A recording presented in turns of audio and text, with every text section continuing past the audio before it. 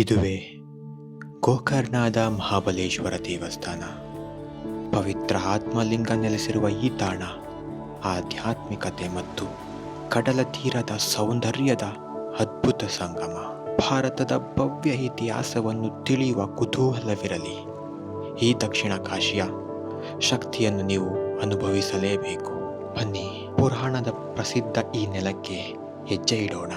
ಇದುವೇ ಮಹಾಬಲೇಶ್ವರ.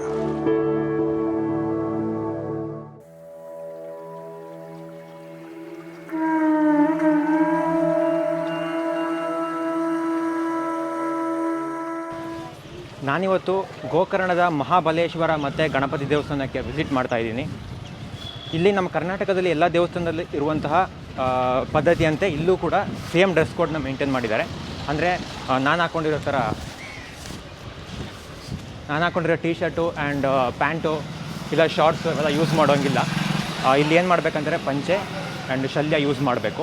ಅದನ್ನ ಇವಾಗ ನಾನು ಬೈ ಮಾಡಬೇಕು. ಬನ್ನಿ ಹೋಗೋಣ. ನಾನು ಬೈ ಮಾಡಾಯಿತು. ಇಲ್ಲಿ ಅದೇ ಡ್ರೆಸ್ ಕೋಡ್ ಅಂತಂದರೆ ಜೀನ್ಸು ಶಾರ್ಟ್ಸ್ ಎಲ್ಲ ಯೂಸ್ ಮಾಡುವಾಗಿಲ್ಲ. ಗಂಡಸರಾದರೆ ಪಂಚೆ ಮತ್ತು ಶಲ್ಯ ಯೂಸ್ ಮಾಡಬೇಕು. ಶಲ್ಯ ನೆಸೆಸಿಟಿ ಏನಿಲ್ಲ, ಇಲ್ಲಾಂದರೆ ಬನಿಯನ್ ಯೂಸ್ ಮಾಡ್ಬೋದು. ಲೇಡೀಸ್ ಆದರೆ ಸೀರೆ ಟ್ರೆಡಿಷನಲ್ ಡ್ರೆಸ್ಸಲ್ಲಿರಬೇಕು.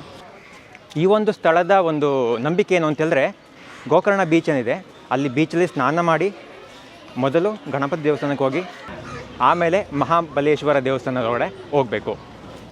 ನಾನು ಬೆಳಗ್ಗೆ ಬರಬೇಕಾದ್ರೆ ನಮ್ಮ ಹಾಸ್ಟೆಲಲ್ಲೇ ಸ್ನಾನ ಮಾಡ್ಕೊಂಡು ಬಂದಿದ್ದೀನಿ. ಆದರೂ ಕೂಡ ಇಲ್ಲಿಯ ಪದ್ಧತಿಯಂತೆ ಒಂದು ಸ್ವಲ್ಪ ಸ್ನಾನ ಅಂದರೆ ನಿಮ್ಮ ತಲೆಗೆಲ್ಲ ನೀರು ಹಾಕ್ಕೊಂಡು ಪದ್ಧತಿನ ನಾವು ಮುರಿಬಾರ್ದು. ಅದಕ್ಕೋಸ್ಕರ ಅಲ್ಲಿಗೆ ಹೋಗಿ ಸ್ವಲ್ಪ ಬಾಡಿಗೆಲ್ಲ ನೀರು ಹಾಕ್ಕೊಂಡು ನಮ್ಮ ಈ ಒಂದು ಅವರ ಡ್ರೆಸ್ ಕೋಡ್ ಏನಿದೆ ಪಂಚೆ ಮತ್ತು ಶಲ್ಯ ಇದನ್ನ ಹಾಕ್ಕೊಂಡು ದೇವಸ್ಥಾನ ವಿಸಿಟ್ ಮಾಡೋಣ. ನಾನಿವಾಗ ನಮ್ಮ ಸ್ನಾನಕ್ಕೋಸ್ಕರ ಬೀಚ್ಗೆ ಹೋಗ್ತಾ ಇದ್ದೀನಿ. ನೆನ್ನೆ ಔಟ್ಫಿಟ್ ಚೆನ್ನಾಗಿರಲಿಲ್ಲ, ಇವತ್ತು ಮೇ ಬಿ ಬೆಟರ್ ಆಗಿದೆ ನನ್ನ ಔಟ್ಫಿಟ್ಟು.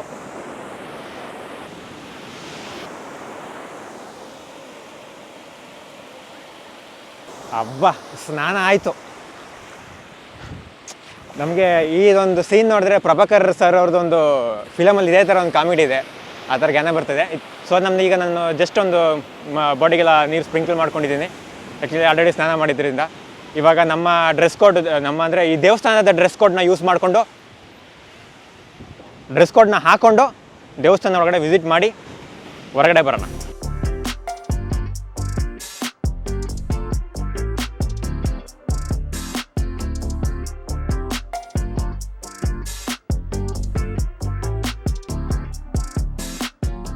ರೆಡಿಯಾಗಾಯಿತು. ಇವಾಗ ನಾವು ದೇವಸ್ಥಾನ ವಿಸಿಟ್ ಮಾಡಿ ತದನಂತರಲ್ಲಿ ಸಾಧ್ಯವಾದರೆ ಅಲ್ಲಿದು ವೀಡಿಯೋಸ್ಗಳು ಮಾಡೋಕ್ಕೆ ಟ್ರೈ ಮಾಡ್ತೀನಿ. ಮೊದಲಿಗೆ ನಮ್ಮ ಭೇಟಿ ಗಣಪತಿ ದೇವಸ್ಥಾನಕ್ಕೆ ಹೋಗಬೇಕು. ನಮ್ಮ ಮುಂದೆ ಗಣಪತಿ ದೇವಸ್ಥಾನಕ್ಕೆ ಭೇಟಿ ಅದಾದಮೇಲೆ ಅದರ ಪಕ್ಕದಲ್ಲಿರುವಂತಹ ಮಹಾಬಲೇಶ್ವರ ದೇವಸ್ಥಾನಕ್ಕೆ ಹೋಗಬೇಕು. ಅದು ಇಲ್ಲಿದ ವಾಡಿಕೆ ಮತ್ತು ಪದ್ಧತಿ. ಯಾಕಂತೇಳಿದ್ರೆ ಗಣಪತಿಗೆ ಯಾವತ್ತೂ ಇದ್ದರೂ ಕೂಡ ಮೊದಲ ಆದ್ಯತೆ. ಹಾಗಾಗಿ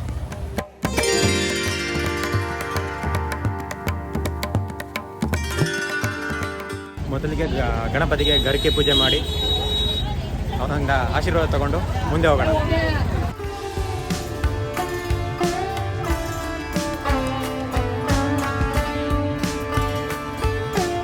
ಏನು ಅಂತೇಳಿದ್ರೆ ಒಳಗಡೆಗೆ ಹೋಗ್ಬೋದು, ಆದರೆ ಗರ್ಭಗುಡಿಗೆ ಹೋಗ್ಬೇಕು ಅಂತೇಳಿದ್ರೆ ನಾವು ಒಂದು ಏನಾದರೂ ಅಭಿಷೇಕ ಮಾಡಿಸ್ಕೊಳ್ಳೋಕ್ಕೋಸ್ಕರ ಏನಾದರೂ ರಶೀದಿ ತಗೊಂಡಿದ್ರೆ ಮಾತ್ರ ಒಳಗಡೆ ಬಿಡ್ತಾರೆ.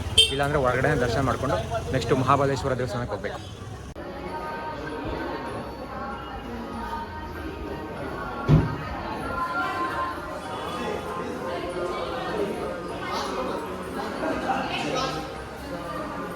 ಇಲ್ಲಿ ಯಾವುದೇ ಸೆಕ್ಯೂರಿಟಿ ಚೆಕಪ್ ಏನಿಲ್ಲ. ಸೆಕ್ಯೂರಿಟಿ ಚೆಕಪ್ ಅಂತಂದರೆ ಕ್ಯಾಮ್ರಾ ಅಲೋ ಇಲ್ಲ, ಆ ಥರ ಏನೂ ಇಲ್ಲ. ಸೊ ಬಟ್ ನಾನು ಇದನ್ನ ವೀಡಿಯೋ ಮಾಡ್ತಾ ಇರೋದು ನನ್ನ ಮೊಬೈಲಲ್ಲಿ. ಬಟ್ ಗಣಪತಿ ದೇವಸ್ಥಾನ ಒಳಗಡೆ ಮಾತ್ರ ತುಂಬ ಸ್ಟ್ರಿಕ್ಟ್ ಮಾಡಿದರು. ಈ ಪವಿತ್ರ ಜಾಗಕ್ಕೆ ಗೋಕರ್ಣ ಎಂಬ ಹೆಸರು ಬಂದಿದ್ದು ಹೇಗೆ?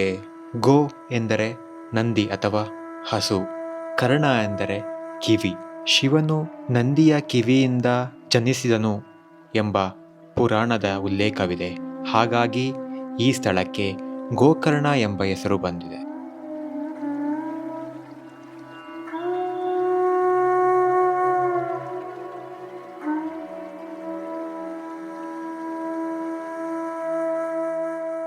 ಈಗ ತಾನೇ ದೇವರ ದರ್ಶನ ಮುಗಿಸ್ಕೊಂಡು ಹೊರಗಡೆ ಬರ್ತಾ ಇದ್ದೀನಿ. ಅಲ್ಲಿ ಒಳಗಡೆ ಏನು ಗರ್ಭಗುಡಿ ಇದೆ, ಆ ಆತ್ಮಲಿಂಗ ಇರುವಂತಹ ಗರ್ಭಗುಡಿ, ಅದರೊಳಗಡೆ ಯಾವುದೇ ರೀತಿಯ ಕ್ಯಾಮ್ರಾಗಳಾಗಿ ಆ್ಯಕ್ಚುಲಿ ದೇವಸ್ಥಾನ ಒಳಗಡೆ ಬಿಡಲ್ಲ, ಬಟ್ ನಾನು ಕೆಲವೊಂದು ಚಿಕ್ಕ ಚಿಕ್ಕ ಫುಟೇಜ್ನ ಕ್ಯಾಪ್ಚರ್ ಮಾಡ್ಕೊಂಡಿದ್ದೀನಿ. ಮತ್ತು ಅಲ್ಲೂ ಚೆನ್ನಾಗಿದೆ, ಒಳ್ಳೆಯ ಒಂದು ಅದ್ಭುತ ಅನುಭವ ಅದು. ಇಲ್ಲಿ ಏನು ಗೋಕರ್ಣದಲ್ಲಿ ಆತ್ಮಲಿಂಗ ನೆಲೆಗೊಂಡಿದೆ, ಅದು ಒಂದು ಚಿಕ್ಕದಾಗಿ ಕೈನ ಟಚ್ ಮಾಡಿಬಿಟ್ಟು ತೋರಿಸ್ತಾರೆ, ಅದು ನಮಗೆ ಫೀಲ್ ಆಗುತ್ತೆ. ಆವಾಗ ಲೈಟಾಗಿ ಬ್ಲ್ಯಾಕ್ ಕಲರ್ ಕಾಣುತ್ತೆ, ಒಂದು ಒಳ್ಳೆಯ ಅನುಭವ. ರಾವಣನ ಕಠಿಣ ತಪಸ್ಸಿಗೆ ಒಲಿದಂಥ ಶಿವನು ಆತನ ಬಯಕೆಯಂತೆ ತನ್ನ ಆತ್ಮಲಿಂಗವನ್ನು ರಾವಣನಿಗೆ ಕೊಡುತ್ತಾನೆ. ಈ ಆತ್ಮಲಿಂಗವನ್ನು ಆತ ಲಂಕೆಗೆ ತಲುಪುವವರೆಗೂ ಎಲ್ಲೂ ಇಡಬಾರದು ಎಂಬ ಷರತ್ತಿನೊಂದಿಗೆ. ನಂತರದಲ್ಲಿ ರಾವಣ ಪ್ರಯಾಣ ಬೆಳೆಸುತ್ತಾನೆ ಲಂಕೆಗೆ. ಈ ಮಧ್ಯೆ ರಾವಣ ತನ್ನ ಧ್ಯಾನಕ್ಕಾಗಿ ಗೋಕರ್ಣಕ್ಕೆ ಬರುತ್ತಾನೆ. ಈ ಸಮಯದಲ್ಲಿ ಉಪಾಯ ಮಾಡಿದಂತಹ ಗಣಪತಿಯು ರಾವಣನಿಂದ ಆ ಆತ್ಮಲಿಂಗವನ್ನು ಇಲ್ಲೇ ನೆಲೆಯೂರುವಂತೆ ಮಾಡುತ್ತಾನೆ. ನಂತರದಲ್ಲಿ ರಾವಣನಿಗೆ ಆ ಆತ್ಮಲಿಂಗವನ್ನು ಈ ಸ್ಥಳದಿಂದ ಮೇಲೆತ್ತಲು ಸಾಧ್ಯವಾಗುವುದಿಲ್ಲ. ಹೀಗಾಗಿ ರಾವಣನು ಆ ಆತ್ಮಲಿಂಗವನ್ನು ನಾಶ ಮಾಡುತ್ತಾನೆ. ನಾಶ ಮಾಡುವುದಲ್ಲದೆ 4 ದಿಕ್ಕುಗಳಿಗೂ ಅದನ್ನು ಎಸೆಯುತ್ತಾನೆ. ಹೀಗೆ ಬಾಕಿಯಾದ ಒಂದು ಸಣ್ಣ ಆತ್ಮಲಿಂಗವೇ ಈ ಮಹಾಬಲೇಶ್ವರ.